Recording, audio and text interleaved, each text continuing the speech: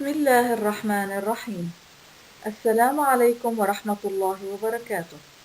سنستعرض اليوم في هذا الدرس ثالث أعضاء الجهاز الهضمي وهو المريء. في نهاية الدرس يتوقع منك أن تحقق الأهداف التالية: أولاً، أن توضحي المقصود بالمريء. ثانياً، أن تذكري أجزاء المريء. ثالثاً، أن تبيني وظيفة المريء ودوره في عملية الهضم. بعد مشاهدتك لمقطع الفيديو الخاص بمقطع المريء التالي، عليك أن تجيبي عن الأسئلة التي تليه.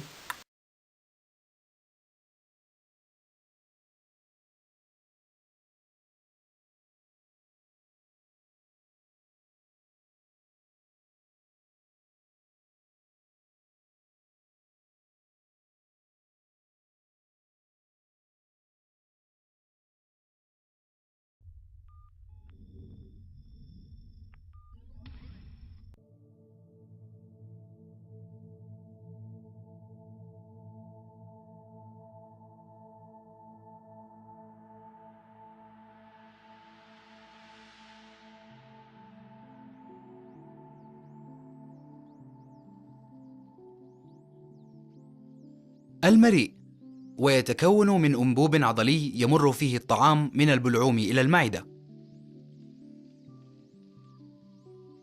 المعدة الجزء العضلي الأجوف والمتوسع من القناة الهضمية، والذي يعمل كعضو أساسي في الجهاز الهضمي. والمعدة تخزن الطعام لمدة يجري في أثنائها البدء في عمليات الهضم، وخاصة هضم الهرمونات. يدخل هذا الجزء في المرحلة الثانية من عملية الهضم، والتي تلي عملية مضغ الطعام، وتعمل على إفراز الإنزيمات، ومن هذه الإنزيمات هرمون الكوليسيستوكينين وهرمون السكرتين، الهاضمة للبروتينات والأحماض القوية التي تدعم العملية الهضمية للمركبات المعقدة. الكبد أكبر عضو في جسم الإنسان، ويحتل الجزء العلوي من البطن، خاصة الناحية اليمنى تحت الحجاب الحاجز، ولونه بني محمر، وقوامه هش، وشكله هرمي، ويتم فيه تركيب الفيبرينوجين والبروترومبين والهيبارين والبروتينات، وهو مكان لتدمير الخلايا الحمراء المتخلفة، كما يفرز المرارة، كما أنه العضو الرئيس لإزالة السم في الجسم، محولاً المواد غير المرغوبة إلى مواد حميدة.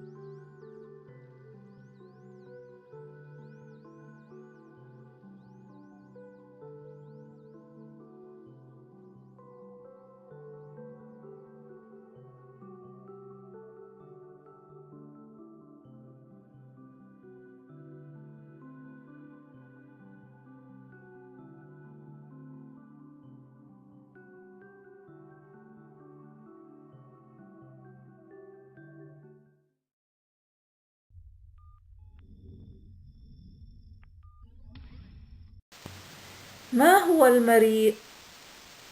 أين يقع؟ كم يبلغ طوله؟ ما وظيفته؟ كيف يتم دفع الطعام في المريء؟ ماذا تسمى حركة الطعام في المريء؟ وماذا يقع في نهاية المريء؟ بعد مشاهدتك للصور المجاورة، عليك أن تجيبي عن الأسئلة التالية: ما هو المريء؟ وما هو شكله؟ المريء هو أنبوب عضلي مجوف ذو شكل مفلطح عندما يكون الأنبوب فارغاً. بعد مشاهدتك للصور التالية، عليك أن توضحي أين يقع المريء داخل جسم الإنسان، وأين يقع المريء بالنسبة للقصبة الهوائية. بعد مشاهدتك لمقطع الفيديو التالي، عليك أن تجيبي عن الأسئلة التي تليه.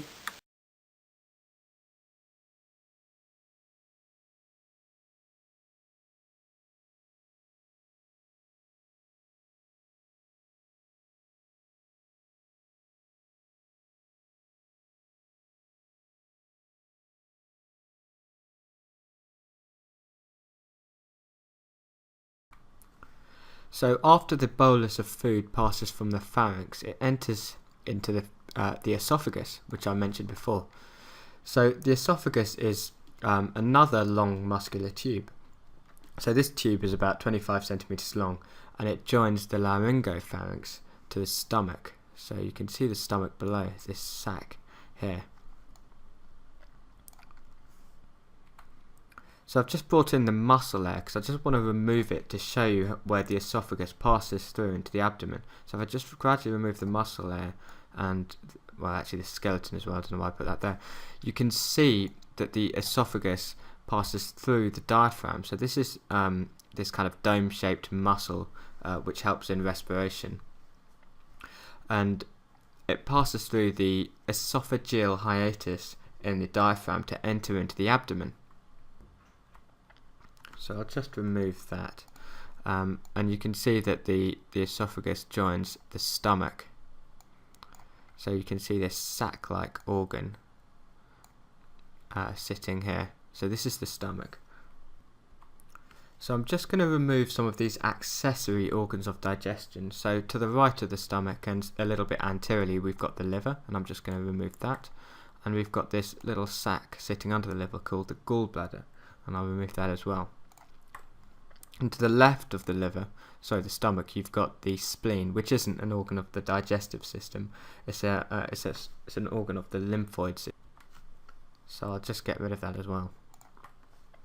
So you can see the esophagus joins the stomach, and the region where it joins is called the cardiac region of the stomach, because I guess this is the part of the stomach that lies closest to the heart.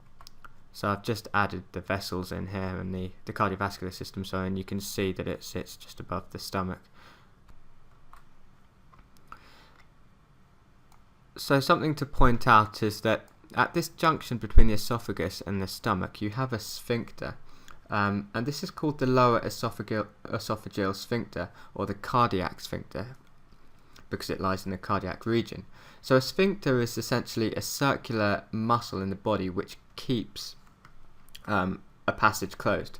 So a sphincter relaxes to open and it contracts to close. So you've got the lower esophageal sphincter, or cardiac sphincter, at the junction between the esophagus and the stomach, and the sphincter is formed by circular muscle within the walls of the esophagus. And you've also got an upper esophageal sphincter at the other end of the esophagus. So the muscular wall of the esophagus contracts in waves, which is called peristalsis, and this propels the bolus of food from the laryngopharynx down the esophagus into the stomach. So next we've got the stomach, which I'm sure you're well aware of, and I've pointed out a few times already. So the stomach is a muscular sac, and it sits in the upper left abdomen. So you can see its position here relative to the sort of surface of the body. And it also lies under the diaphragm. So if I just bring in the muscle, so you can see the diaphragm sitting over the stomach.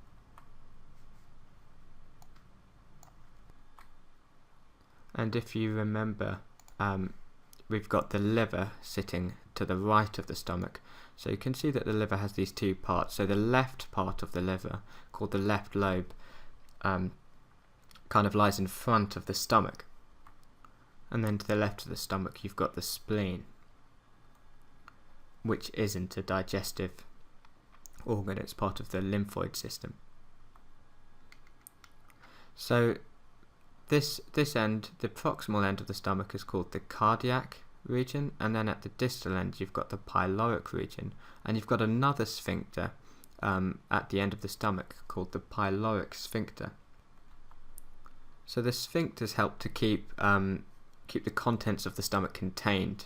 So the upper sphincter, the cardiac sphincter, or lower esophageal sphincter, prevents contents of the stomach refluxing back up into the esophagus. So you've got things like acid and other enzymes and things in the stomach that you don't want coming back up into the esophagus. And if you were to stand on your head or flip upside down, you don't want all the contents of your digestive system to come exploding out of your mouth. So this is the purpose of sphincters, to keep things contained. So the function of the stomach is to mechanically digest the food by churning it. So the muscular walls of the stomach churn up the food and mix it with digestive enzymes. And you've also got some cells in the wall of the stomach producing acid, which kills bacteria. So in this way it serves as an infective barrier. So the partially digested food of the stomach, through this chemical acidic and mechanical digestion, passes into the duodenum, which is the next part, which I'm coming on to. So this part here of the digestive system, and this partially digested food is called chyme. So that's the stomach and esophagus. يقع المريء داخل القفص الصدري بين الرئتين وخلف القلب والقصبة الهوائية. يقع أعلاه البلعوم وأسفله المعدة، فهو يقع بينهما. كم يبلغ طول المريء؟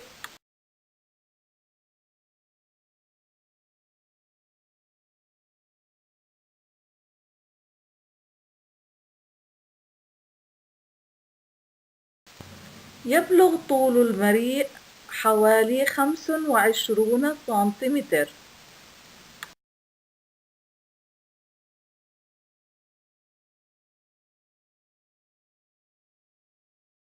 والسؤال الآن: ما وظيفة المريء في الجهاز الهضمي؟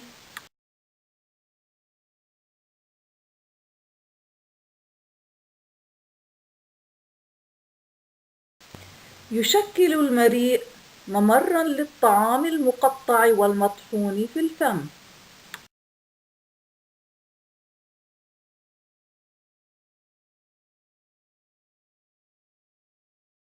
عللي: ينتقل الطعام داخل المريء بسهولة.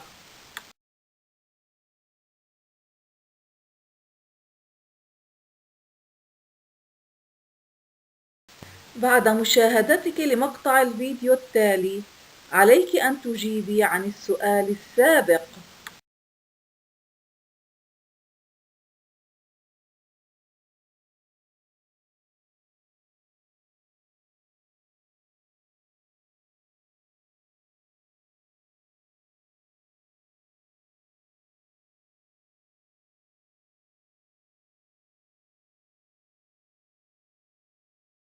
التمعج هو عملية انتقال الطعام عبر الأعضاء التي تكون على شكل أنابيب في الجهاز الهضمي، وهذه الأنابيب تحتوي طبقتين من العضلات، طبقة من العضلات الطولية وطبقة من العضلات الدائرية، وانقباض هذه العضلات بشكل متردد يسبب حركة موجية عضلية تنقل الطعام من الفم وحتى الأمعاء.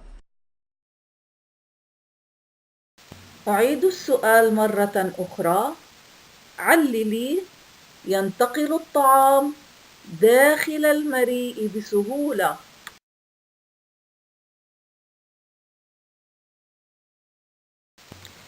يتم دفع الطعام داخل المريء نحو المعدة عن طريق انقباض عضلات جداره اللا إرادية. يبطن جدار المعدة من الداخل نوعان من العضلات: عضلات طولية وعضلات دائرية.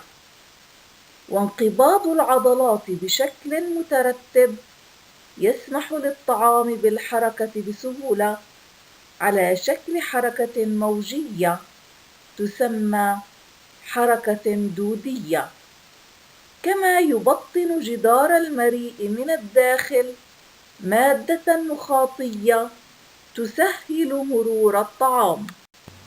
بعد مشاهدتك لمقطع الفيديو التالي، عليك أن تجيبي عن السؤال التالي: ما الذي يحدث للطعام عند تناوله عندما يقف الإنسان بالمقلوب؟